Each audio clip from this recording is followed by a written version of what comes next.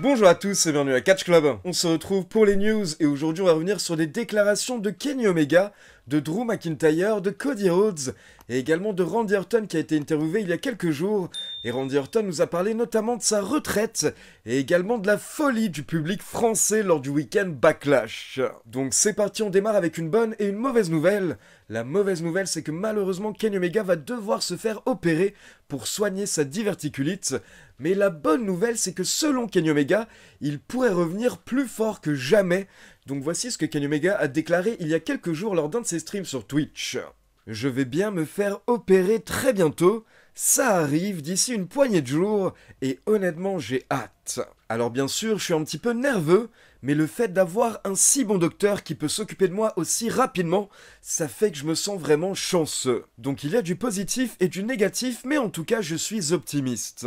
Alors qu'il y a encore quelques semaines quand je devais dealer avec cette diverticulite, je n'étais pas certain de pouvoir revenir sur les rings un jour. Et je commençais à réellement penser que je n'allais plus jamais revenir. Et si j'avais dû annoncer ma retraite, je pense qu'actuellement je suis dans un état d'esprit où j'aurais pu le faire avec le sourire. Car je pense réellement que j'ai eu une magnifique carrière, je me suis réellement amusé et j'ai rencontré des gens formidables. J'ai pu réaliser des choses que je n'aurais jamais pensé être capable de faire. Mais cette opération me donne la chance de potentiellement imaginer un nouveau Kenny Omega. Peut-être un repackaging et peut-être présenter quelque chose de complètement différent. Donc on pourrait avoir un rebranding, un nouveau Kenny Omega. Maintenant, à quel point, je ne sais pas. Il faudra voir comment je me sens quand je vais revenir. Dans un monde parfait, j'aimerais revenir encore meilleur que je ne l'étais. Alors peut-être pas au niveau de mon prime, ça c'est clair, ces jours-là sont passés, mais j'aimerais revenir en étant un petit peu différent et en ramenant quelque chose de nouveau à la table. Donc écoutez, on souhaite un bon rétablissement à Kenny Omega, on espère que tout va bien se passer au niveau de son opération. Et perso, j'ai vraiment hâte de voir ce nouveau Kenny Omega.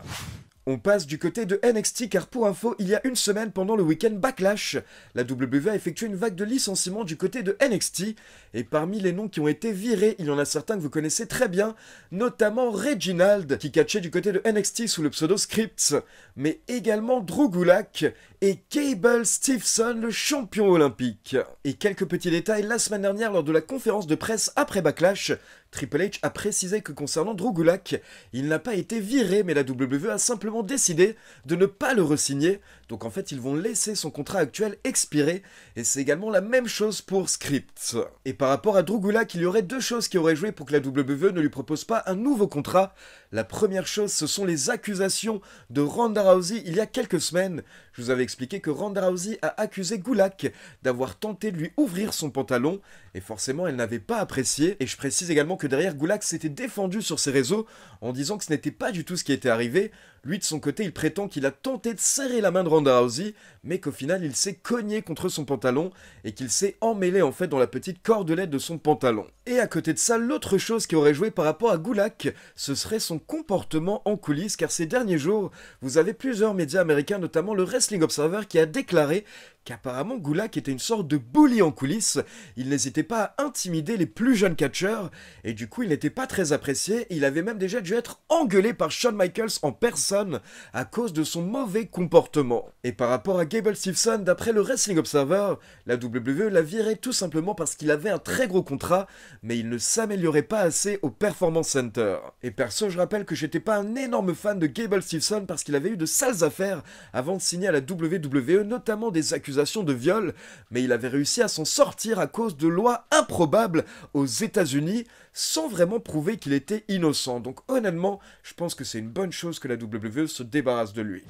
On enchaîne avec une rumeur par rapport à la nouvelle Bloodline, car comme vous le savez, ces dernières semaines, Solo Sikoa a pris le pouvoir, il a jeté son grand frère Jimmy Uso, et derrière il a ramené Tama Tonga et Tonga Loa au sein de cette nouvelle Bloodline. Et apparemment, d'après plusieurs médias américains, le plan est également de bientôt ramener Jacob Fatu, qui est l'un des cousins directs de Solo Sikoa et des Usos et Roman Reigns. Mais la WWE aurait repoussé les débuts de Jacob Fatu, car d'abord la WWE souhaiterait vraiment pusher Solo Sikoa en tant que leader, en tant que maître de cette nouvelle Bloodline, car certains des officiels en coulisses auraient peur que si on ramène trop rapidement Jacob Fatu, alors Jacob Fatu pourrait voler la vedette à Solo Sikoa, vu qu'il est méga talentueux et méga impressionnant. Donc le plan actuellement c'est de vraiment établir Solo en tant que leader et dès que possible également ramener Jacob Fatu au sein de cette nouvelle Bloodline. Et donc ce qui est beau c'est que ça prouve que la WWE prend toujours cette storyline de la Bloodline au sérieux. Malgré le fait que Roman Reigns et The Rock ne sont pas là actuellement, la WWE travaille sur tous les détails.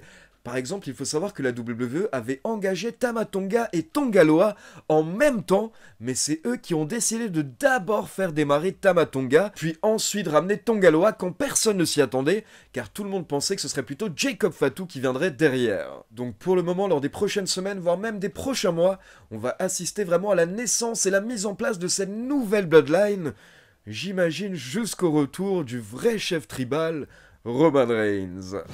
On enchaîne avec une petite mise à jour par rapport à Drew McIntyre, car comme je vous l'avais expliqué dans la dernière vidéo news, McIntyre a signé un nouveau contrat avec la WWE, et McIntyre a justement commenté ce nouveau contrat, donc voici ce qu'il a déclaré. On n'arrête pas de faire des deals qui valent des milliards de dollars à droite et à gauche. Nous avons le billion dollar man Nick Khan qui n'arrête pas de signer ces nouveaux deals pour nous à droite et à gauche. Et il faut savoir qu'au sommet, au top, il se passe beaucoup de choses. Il y a beaucoup d'opportunités quand vous arrivez au top. Et personnellement, j'ai été au top, j'ai été au sommet, et peu importe ce que les gens vont essayer de faire pour tenter de m'arrêter de retourner au sommet, ça ne va pas fonctionner. Si jamais tu essaies d'utiliser les petits jeux et la politique pour avancer devant moi, alors je vais te démolir et c'est moi qui vais passer devant toi. Je comprends comment ce jeu fonctionne, je suis trop grand et trop sage, et c'est donc pour ces raisons que je vais rester à la WWE. Et honnêtement, pour tous ceux qui ont douté en lisant ces fausses rumeurs en ligne, je ne comptais pas partir, je n'ai jamais compté partir de la WWE. Mais nous étions dans une phase où il fallait qu'on discute afin que je puisse savoir ce que je voulais pour ma famille. Donc j'ai discuté avec Nick Khan et Triple H et ils ont été tellement compréhensifs. Et donc nous nous sommes arrangés correctement pour le futur, mais clairement, Drew McIntyre n'allait jamais quitter la WWE. Et en plus, c'était génial que ce soit The Rock qui annonce le fait que j'ai re-signé. C'est la première fois qu'il le fait pour quelqu'un de notre roster, donc c'était assez important. Donc Drew McIntyre a un nouveau contrat, et pour rappel, Seth Rollins a également signé un nouveau contrat avec la WWE il y a quelques semaines, mais par contre, d'après le média américain Fightful, Becky Lynch n'a toujours pas signé de nouveau contrat avec la WWE, et actuellement son contrat actuel va prendre fin dans 3 semaines. Mais j'ose imaginer que d'ici 3 semaines, on va avoir une bonne nouvelle, et on va apprendre que Becky a signé un nouveau contrat.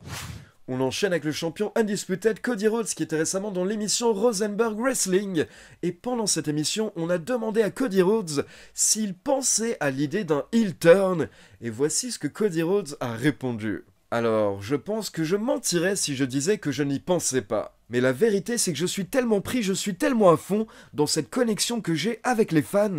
Et vous voyez tous ces moments avant les shows quand je vois des enfants qui arrivent avec les tenues, le manteau de Cody Rhodes, toute cette nouvelle génération de fans qui est en train de grandir en étant fans de moi. Eh bien, je suis tellement investi en eux que je dois avouer que c'est rare que je me dise...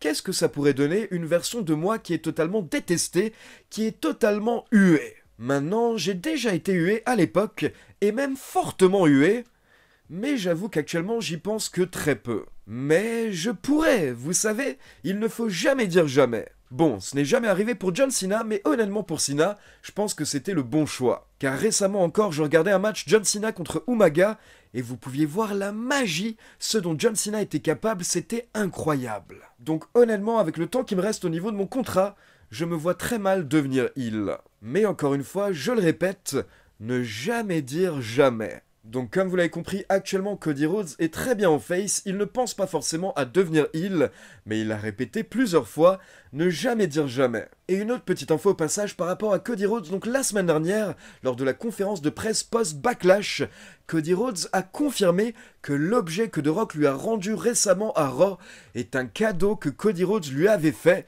Donc en gros, Cody Rhodes a bien confirmé que The Rock lui a rendu la Rolex qu'il lui avait offert à WrestleMania 40. Et donc on termine avec Mr. RKO Randy Orton qui a effectué une interview juste après être rentré de WWE Backlash. Et Randy Orton a parlé de la grosse différence entre le public américain et le public européen, notamment français. Donc voici ce que Randy Orton a déclaré. Alors, est-ce qu'il y a une différence entre le public américain et le public européen? Tu veux que je sois honnête? C'est le jour et la nuit. par exemple, j'ai le même thème depuis 2009, et le public américain n'a jamais chanté mon thème. Mais ils l'ont fait en France 3 soirs de suite. J'ai également entendu le public chanter à Bologne et à Vienne, mais la France, c'était époustouflant. Ils étaient très heureux d'être là et ils étaient debout toute la soirée. Ils savaient ce qu'ils voulaient et on leur a donné. C'était un environnement incroyable, j'espère qu'on fera d'autres PLE là-bas. Donc Randy Orton adore la France et la France adore Randy Orton, mais ce n'est pas tout, car lors de la même interview, Randy Orton a également parlé de sa potentielle retraite, et voici ce qu'il a déclaré. Si vous m'aviez posé la question il y a environ 2 ans, alors j'aurais pensé que j'étais proche de la fin, car je venais juste de subir une fusion au niveau du dos. Mais cette opération a tout changé, car je ressentais des douleurs depuis que j'avais 30 ans et j'avais mal, je souffrais. Et quand j'avais 35 ans, je suppliais la WWE de me donner un petit peu de temps de repos. Mais si je me rappelle bien, je vais citer Vince McMahon qui m'a dit à ce moment-là « Écoute, Mère Nature nous rattrape tous un jour ou l'autre. » Et honnêtement, c'est difficile à entendre quand vous avez 35 ans, vous avez mal au dos et vous vous cassez le cul pour cette compagnie. Mais depuis, il y a eu des changements. Aujourd'hui, je pense qu'au lieu d'essayer d'épuiser des mecs jusqu'à ce qu'ils tombent en morceaux, la WWE essaye plutôt de prolonger leur carrière au maximum. Et ce qui est beau, c'est qu'actuellement, je ne pense même pas à la retraite, je me sens tellement bien depuis mon opération, je suis actuellement un mec à temps plein. Et je ne veux pas avoir l'ancien emploi du temps de The Undertaker ou Shawn Michaels par exemple, et attention, c'était un bon emploi du temps pour eux, ils en avaient clairement besoin, mais moi je veux être présent et je veux être sur la route chaque semaine, je veux être présent à chaque show télé, je veux être également présent à chaque PLE. J'ai 44 ans actuellement et j'adorerais pouvoir catcher jusqu'à mes 50 ans. Donc peut-être que je vais continuer jusqu'à mes 50 ans et ensuite prendre ma retraite, ça fera 30 ans. 30 ans dans la même compagnie au sommet. Mais actuellement, je sens que j'ai l'environnement parfait autour de moi pour réussir. Par exemple, si je sens que j'ai besoin d'une semaine de repos, eh bien la WWE me donne ma semaine de repos. D'ailleurs, c'est arrivé 2 fois depuis mon retour qu'à un moment je contacte Triple H pour lui dire « Écoute, j'aimerais prendre la semaine afin de me reposer, comme ça je serai à 100% quand je serai de retour la semaine suivante. » Et Triple H a toujours répondu oui, donc tant que tu communiques, il n'y a pas de problème. Et le fait de savoir ça, ça me permet d'avoir l'esprit tranquille. Donc écoutez, très bonne nouvelle pour les fans de Randy Orton, il va très bien, il se sent super bien depuis son opération et il ne compte absolument pas prendre sa retraite actuellement, il veut rester encore plusieurs années et surtout il veut rester actif à 100% et être présent chaque semaine, donc c'est magnifique. Et si vous avez raté l'accueil de Lyon pour Randy Orton le week-end dernier, je vous conseille de checker mon vlog d'ABW Backlash qui est sorti hier car dedans vous avez des extraits de tout le week-end, donc vous avez notamment des extraits du WWE Backlash Store, le magasin WWE qui était à Lyon pendant tout le week-end, puis vous avez plus de 30 minutes d'extraits de SmackDown et de Backlash, avec des extraits des shows télé, mais également les parties Dark Match et les speeches de Christophe Ajus et Philippe Chéreau, donc je vous laisse checker le vlog et n'hésitez pas à me dire ce que vous en avez pensé. Donc voilà, c'est tout pour les news, maintenant comme d'habitude c'est à vous, n'hésitez pas à me laisser vos avis dans les commentaires, et comme d'habitude n'oubliez pas de liker la vidéo, de vous abonner à la chaîne et de cliquer sur la petite cloche pour être informé de la sortie des prochaines vidéos. Ciao tout le monde!